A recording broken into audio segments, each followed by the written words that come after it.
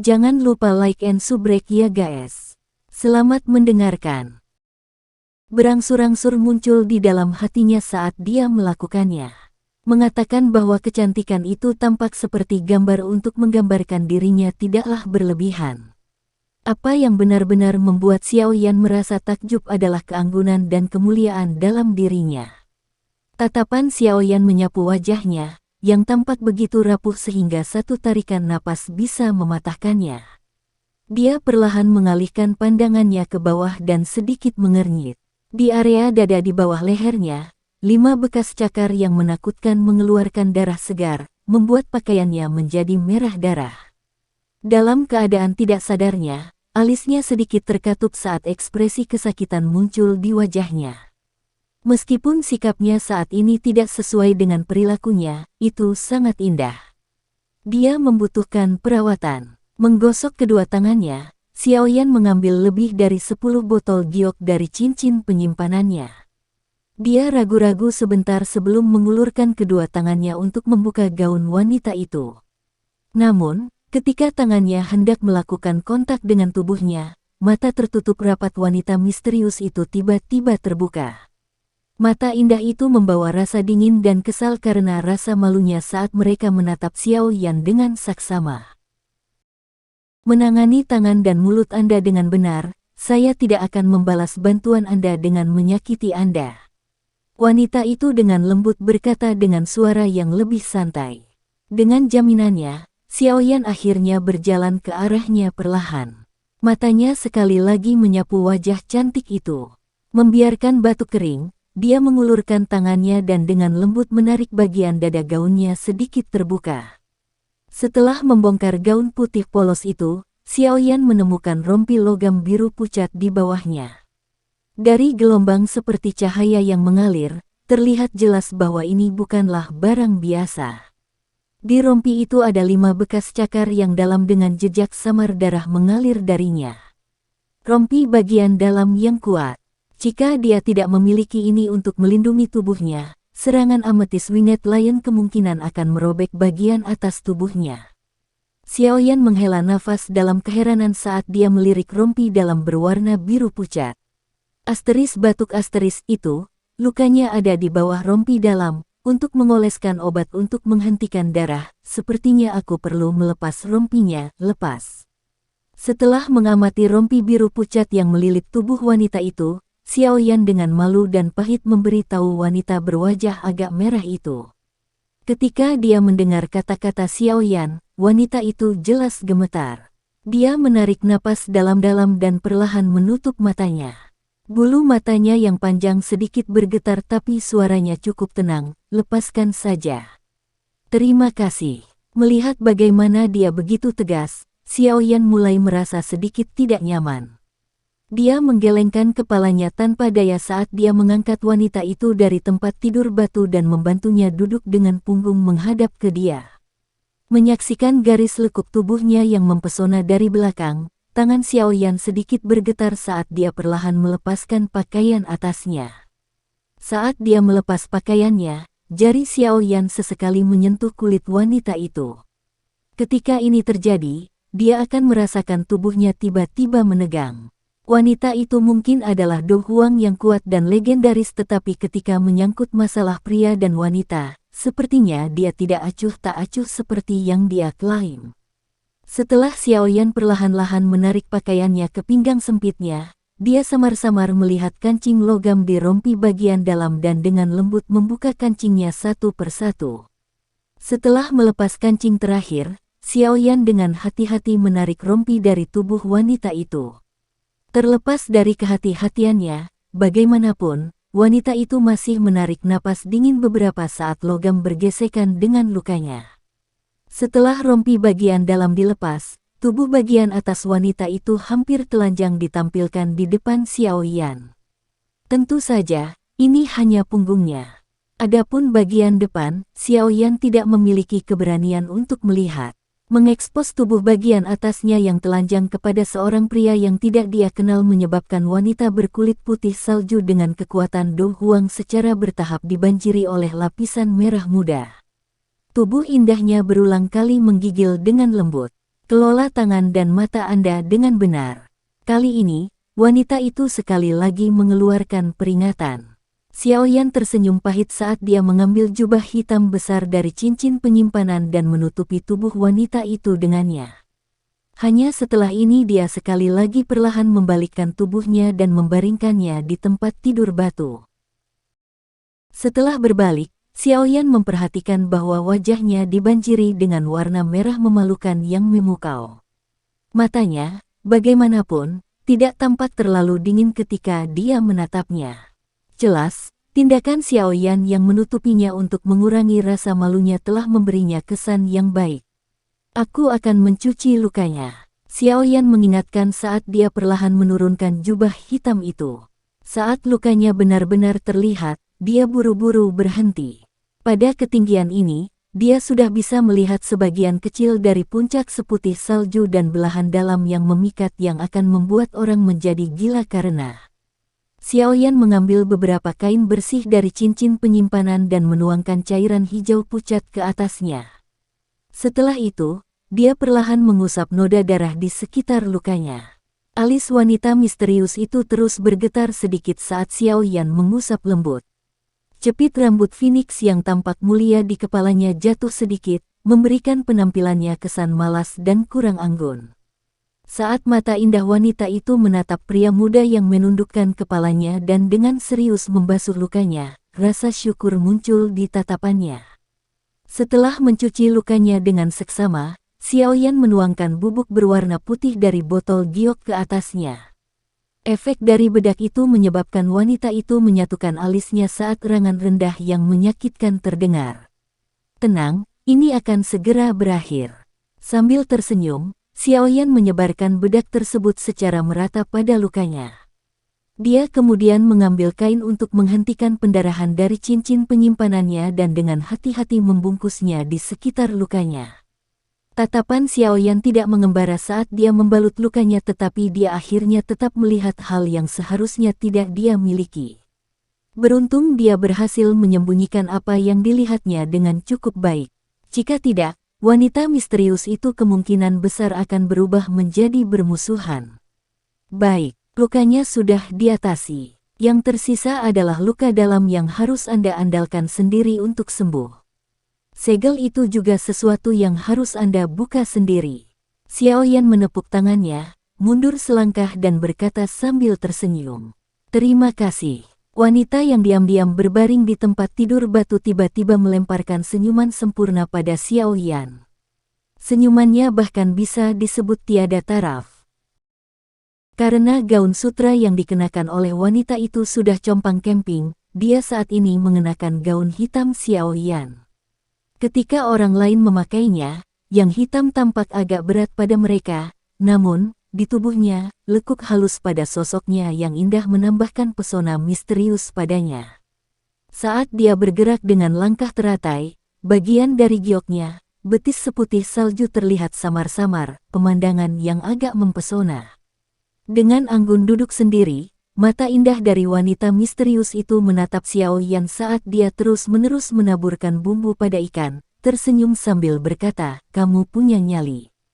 Berani memasuki area dalam pegunungan binatang ajaib dengan kekuatan Doze. Petik 2. Tidak ada pilihan, saya dikejar ke dalam. Xiaoyan tersenyum, menoleh ke belakang untuk bertanya, benar, siapa namamu? Yunzi. Wanita misterius itu menjawab dengan senyum di wajahnya dan binar di matanya. Yaoyan. Dari botol giok, Xiaoyan menaburkan bumbu yang dicocokkan dengan cermat saat dia menjawab dengan santai. Yunzi. Dia belum pernah mendengar berita tentang kekaisaran Majia memiliki Do Huang dengan nama itu. Berpikir tentang itu, sepertinya dia menyembunyikan identitas aslinya. Wanita yang menyebut dirinya Yunzi tidak repot-repot memeriksa keabsahan kata-kata Xiaoyan. Meskipun kekuatannya sekarang disegel, seorang anak muda yang hanya memiliki kekuatan Doze jelas tidak berbahaya baginya. Percakapan singkat ini perlahan-lahan berakhir di catatan itu. Setelah kehilangan topik mereka, keduanya tenggelam dalam suasana sunyi sampai Xiao Yan menawarkan ikan bakar di tangannya kepada Yunzi sementara dia dengan ringan menganggukkan kepalanya dengan penuh rasa terima kasih. Merobek sepotong kecil daging ikan, bibir merah Yunzi sedikit bergoyang. Postur anggun di mana dia perlahan makan menyebabkan Xiao Yan merasa rendah diri dengan gaya makannya yang tidak sopan. Kamu seorang alkemis. Tatapan Yunzi menyapu botol giok kecil ke sisi Xiao Yan, rasa keheranan dalam suaranya. Dokter, Xiao Yan menelan makanan di mulutnya, memilih untuk menyembunyikan fakta bahwa dia adalah seorang alkemis. Dia tidak merasa bahwa mengungkapkan identitasnya adalah ide yang masuk akal. Sedikit mencondongkan kepalanya untuk mengerti, keheranan di mata Yunzi berangsur-angsur memudar. Meskipun tidak banyak perbedaan antara bagaimana kedua profesi itu dinamai, antara alkemis dan tabib, perbedaan status itu seperti surga dan bumi. Saya punya teman yang merupakan seorang alkemis. Setelah saya menyelesaikan misi saya di sini, jika Anda bersedia, saya dapat memperkenalkan Anda kepadanya di Kekaisaran Jiama. Yunzi mengerutkan bibir merahnya yang sedikit berminyak saat dia mengatakan itu. Mendengar kata-kata ini, Xiao Yan sedikit terkejut, meskipun segera setelah itu, dia menggelengkan kepalanya, memicu tatapan kaget dari Yunzi. Terima kasih, tapi kupikir aku masih harus melupakannya. Aku sudah memiliki seorang guru. Membantunya, anak pohon yang begitu baik tidak boleh diinjak-injak. Yunzi menggelengkan kepalanya saat dia juga duduk dan menutup matanya. Dia secara bertahap mulai bekerja untuk melarutkan ametis sel di tubuhnya. Selama beberapa hari Yunzi membuka segel, karena keramahan Xiao Yan yang sangat baik, hubungan antara keduanya secara bertahap menjadi lebih akrab dan mungkin karena keberadaan segel. Sekarang, setiap kali Yunzi berbicara dengan Xiao Yan, nada yang mulia, itu analog dengan seseorang yang telah hidup dalam posisi tinggi untuk waktu yang lama, secara bertahap melemah. Ini menyebabkan Xiao Yan menjadi sedikit lebih riang, setelah semua yang tidak dia sukai dari nada sombong dan sombong itu. Kehidupan di gua bersama berlanjut dalam ketenangan selama 2 hari. Namun, pada hari ketiga, itu dipatahkan oleh kedatangan serigala yang tiba-tiba. Tepat setelah menyelesaikan makan siang di dalam gua, kulit Xiao Yan tiba-tiba berubah ketika dia mendengar serigala melolong dari suatu tempat di dekat sana di luar gua. Dengan tergesa-gesa berdiri, dia bertukar pandangan dengan Yunzi sementara alisnya terikat erat. Bagaimana kami bisa ditemukan? Xiao Yan mondar-mandir, berpikir. Setiap hari tubuhnya disemprot dengan bubuk obat yang dapat menutupi baunya, binatang ajaib tidak mungkin membuntutinya ke lokasi ini. Dengan alisnya terjalin erat, Xiao Yan tiba-tiba mengarahkan pandangannya ke arah ekspresi minta maaf di wajah Yunzi.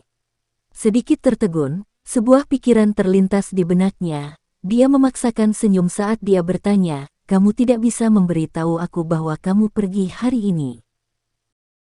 Sesuatu terjadi pada Yao Yan, saya pasti akan memastikan seluruh pegunungan Anda terbalik.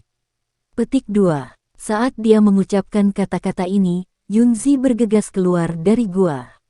Namun, saat ini, sesosok sosok tiba-tiba tersandung dari luar gua. Yao Yan, apa kamu baik-baik saja? Melihat sosok itu, wajah tampan Yunzi meledak menjadi kebahagiaan saat dia berlari ke depan untuk menanyakan tentang kesejahteraannya. Nona, tolong jangan keluar lagi. Jika lebih banyak binatang ajaib datang, aku akan benar-benar mati. Tertutup darah, Xiao Yan tersenyum pahit saat penglihatannya menjadi hitam dan tubuhnya jatuh ke tanah. Pada saat dia jatuh, Xiao Yan samar-samar bisa merasakan bahwa dia sepertinya telah jatuh ke dalam pelukan yang lembut dan hangat. Jongkok di samping api, Yunzi berkeringat banyak saat dia membalik ikan. Sesekali, dia akan berbalik dan melihat latihan Xiao Yan dengan mata tertutup dan tanpa sadar berbisik, tidak ada orang lain yang memakan ikan yang telah saya bakar. Bocah nakal, benar-benar berani meremehkanku. Memutar gagang kayu sekali lagi, Yunzi mengalihkan pandangannya ke beberapa botol giok di atas meja batu. Dia mengernyitkan alisnya saat tangannya perlahan bergerak. Sesaat kemudian, dia tiba-tiba mengambil botol giok yang paling dekat dengan sudut. Bumbu dari botol ini, kan? Mengangkat botol transparan itu, Yunzi mempelajari bubuk putih di dalamnya. Merasa itu tampak mirip dengan yang digunakan Xiao Yan sebelumnya, dia menuangkannya ke ikan bakar. Tawa yang jelas mendorong Xiao Yan untuk menarik diri dari status pelatihannya. Dia mengedipkan mata dan menatap ikan bakar yang agak gosong yang diletakkan di depannya. Sudut mulutnya berkedut saat dia mengangkat kepalanya dan memperhatikan Yunzi yang menatapnya dengan mata indahnya. Dia tanpa sadar tertawa, apakah ikan ini dipanggang olehmu? Ini pertama kalinya saya memanggang makanan apapun. Meski rasanya tidak enak, Anda juga harus menghabiskannya. Lain ketika saya pulih, melihat ekspresi Xiao Yan, Yunzi mengangkat bibir merahnya dan melambaikan ikan bakar di tangannya. Dalam suaranya yang lembut adalah ancaman yang dimengerti bahkan tanpa disuarakan. Tidak bisa terus tinggal di sini. Saya ingin pergi. Embusan angin bertiup ke dalam gua, menyebabkan Yunzi menjadi sedikit sadar. Seketika, dia mengatupkan gigi peraknya dan berlari menuju pintu masuk gua. Xiao Yan, yang awalnya menekan api hasrat dalam dirinya benar-benar terkejut saat mendengar kata-kata Yunzi. Keadaan akan menjadi mengerikan jika dia membiarkannya pergi, binatang ajaib akan datang dari segala arah dan memblokir tempat ini. Dengan tergesa-gesa membuka matanya, Xiao Yan melompat dari ranjang batu dan dengan panik meraih Yunzi dari belakang. Saat tangan Xiao Yan menyentuh pinggangnya yang lembut dan sempit, tubuh Yunzi tiba-tiba mengeras. Dia secara refleks berbalik dan menamparkan wajah Xiao Yan. Namun, dalam kondisinya yang buruk, tangannya yang mendarat di wajah Xiao Yan tidak memiliki kekuatan apapun, menyebabkannya tampak lebih seperti upaya untuk memijat kekasih. Kak, bagaimana jika kamu kehilangan akal sehat setelah kehabisan? Anda harus tahu bahwa ada beberapa binatang ajaib yang juga tertarik pada wanita manusia. Misalnya, Koape. Begitu kata Koape masuk ke telinganya, wajah Yunzi menjadi jauh lebih pucat. Dia juga pernah mendengar tentang binatang cabul dengan nama keji ini. Hanya memikirkan kemungkinan dibawa oleh makhluk kotor ini membuatnya merasa mual. Tidak bisa pergi atau tinggal lebih jauh membuat Yunzi menjadi gila dengan kecemasan. Mulut kecilnya tiba-tiba melebar dan menggigit bahu Xiao Yan. Namun, karena sedekat ini dengan aroma laki-laki lebih jauh menyebabkan panas dalam dirinya tiba-tiba meningkat dan melonjak, seperti kayu bakar yang bertemu dengan api yang kuat. Mulut kecil yang menggigit bahu Xiao Yan melonggarkan cengkeramannya. Lidah kecil diam-diam meluncur keluar dan dengan lembut menjilat luka kecil itu. Perasaan dingin dan basah dari bahunya menyebabkan tubuh Xiao Yan bergetar. Api keinginan yang telah dia tekan dengan banyak usaha tiba-tiba meledak dan melonjak sekali lagi. Lengannya secara bertahap menggunakan lebih banyak kekuatan saat dia dengan erat memeluk pinggang sempit yang lembut di lengannya. Dalam keadaan terpesona, Xiao Yan menunduk dan merasakan kelembutan di bibirnya. Dia membuka mulutnya, membiarkan lidah kecil yang lembab masuk secara misterius. Ketika dua lidah tiba-tiba terjalin, mata Xiao Yan tiba-tiba melebar. Tubuhnya tiba-tiba membeku, seperti disambar petir. Saat itu, hanya satu kalimat yang tertinggal di benaknya. Aku kehilangan ciuman pertamaku. Sekian dulu ya guys. Terima kasih sudah mendengarkan, bye-bye.